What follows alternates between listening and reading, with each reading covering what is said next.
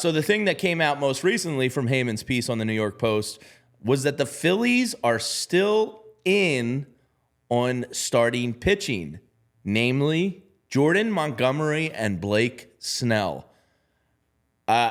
Do I think it's realistic? Probably not, because most of the local people that we trust and read are saying the Zach Wheeler extension is the number one priority. Right. I would think they have that stacked above Blake Snell and Jordan Montgomery.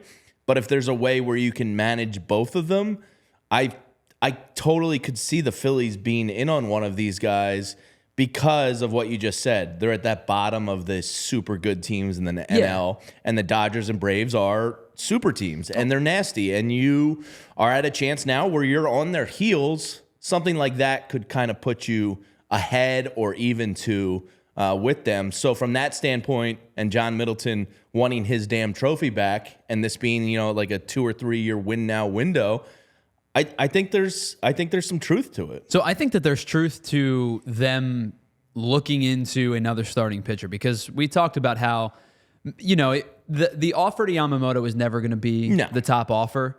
But I think that there is some value into them looking into the starting pitching market. I don't know if I buy into the value of them spending big money. Well, it depends what the deal is. The later that some of these guys sit around, I would imagine it increases the Phillies' chances. The cheaper the market gets, sure. I would think. Unless, like, so the only thing that would change would be if, like, Blake Snell signed in late January for a $7 bazillion, and everybody went, oh my goodness, this market is entirely shifted. Mm-hmm. Because the longer that these guys sit around, the cheaper that the contract gets. I don't think that, the one thing I will say though, I don't believe that the Zach Wheeler extension and signing another pitcher are in the same pool of money, but it's the pool of money to sign another pitcher is much more shallow than the pool of money to re-sign Zach Wheeler. Yes, agreed. And as Dave P says in the chat, you know, super teams guarantee nothing. Yeah, sure. I mean, the Dodgers are guaranteed jack shit this year. But, like, it's just money, you know? And if John Middleton... Yeah, you can say that. Yeah, I mean... If You're not the one taking your wallet out and... None of us here have to... Swiping your credit card. None of us here have to Venmo out to Mr. Middleton to go get Blake Snell. Now, Blake Snell is an interesting one because it's not very often, Tyler, that you see a two-time Cy Young winner. I think only the second pitcher to do it in both leagues? Seventh. Seventh. I was way off. I'm an idiot. I think it was 7. The red wine is melting my brain this week. You're probably right. 2 sounds ridiculous now that I say it out loud. But Blake Snell, 2-time Cy Young winner, exceptional in those Cy Young years, really pretty good most of the time, had a stinker or 2 of a season. He's talked about an MBD, I know is going to go off in the chat here. Mm-hmm. He is anti-Snell. Now, you this morning, when we were discussing this, you went to baseballpornhubreference.com and deep dove his stats to try and find out why people dislike Blake Snell so much. Age 31, you know, might not get the money he once thought he was, but he was clearly like 3rd or 4th on this starting pitcher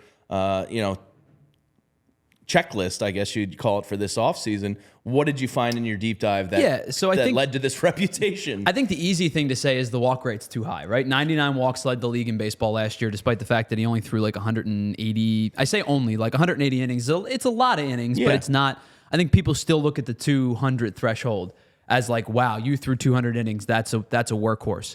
So I think the 99 walks is the easy one to turn to and say, yeah, you know, the command problem is there. I think the deeper dive just into last season, we can talk about the fact that he's missed a lot of time over the course of the last, 4 or 5 years, the COVID year withstanding.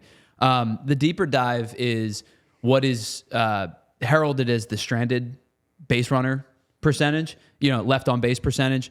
And anybody over 75% means that they've stranded 75% of their inherited runners, which you would think about as a good thing. You would look at it and say, okay, this guy's working out of danger. Mm-hmm. If he gives up a base runner, he's not rattled. He's not the guy that allows one hit to spiral into 4 base runners in an inning. Which you can make the case Nola has a tendency to do. Nola has a problem with it. Yeah. The one thing with Blake Snell last year was he was at 86.7%, which means that he basically never gave up inherited runs or runners that he, I shouldn't say inherited because that is a different connotation. The runners that he allowed to get on base, he stranded almost 87% of them, which again, theoretically seems really, really good. But when you have a guy whose walk rate is as high as his is, and you're stranding 87% of the runners, I think a lot of people go playing with fire. When does the luck run out? Sure. And so I think between that, his slim build, his injury history, and the fact that I think the moment that his velocity dips, he's going to be cooked. Sure. Worries people for a long-term deal.